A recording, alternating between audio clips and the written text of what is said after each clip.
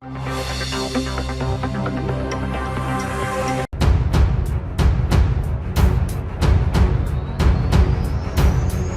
के पार्लिमानी इंतखाबात में बीजेपी ने वाज़ेह बढ़तरी हासिल कर ली है।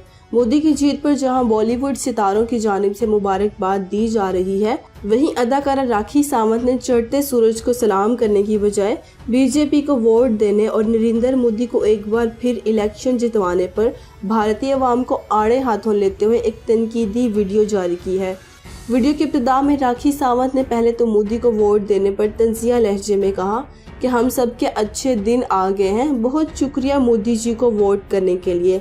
अब सबकी ज़िंदगी अच्छी हो जाएगी, अब मुल्क में कोई करप्शन नहीं होगी, क्योंकि मोदी जी ने एक ही वादा किया था कि ना तो खाऊंगा ना ही खाने दूंगा।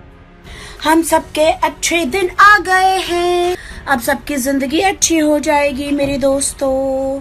हाँ, नो करप्शन, मोदी जी ने क्या वादा किया था, ना खाऊंगा ना खाने दूंगा। राखी सावंत ने मोदी के पिछले 5 सालों को तनकीद का निशाना बनाते हुए कहा कि मोदी की पिछली हुकूमत इतनी अच्छी थी कि मुल्क में ना तो अब औरतों के साथ ज्यादती होती है, ना ही करप्शन होती है, ना ही चोरी होती है।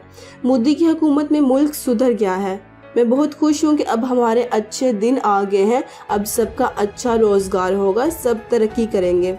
वाज़ेह है कि भारत जहां दुनिया की सबसे बड़ी जमहूरियत होने का दावा करता है, वहीं उसकी आधी से ज़्यादा आबादी गुर्बत से नीचे की ज़िंदगी गुजार रही है। इंतखाबात से कबल मोदी ने कई वादे किए थे, जिनमें भारत के हर घर में बैतुल खला, बेरोज़गारी का खात्मा वगैरह शामिल था। लेकिन 5 साल गुजरने के बाद भी भारत का वैसा ही हाल है, जहां लोग बुनियादी ज़रूरियात से भी महरूम हैं।